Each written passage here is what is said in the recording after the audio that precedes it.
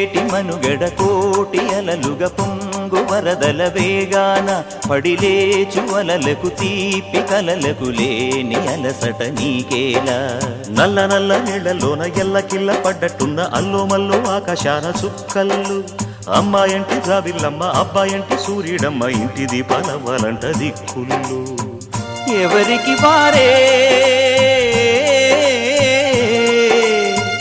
యమునకు నీరే రేవు నీరు నావదంట నావతోడు రేవుదంట పంచుకుంటే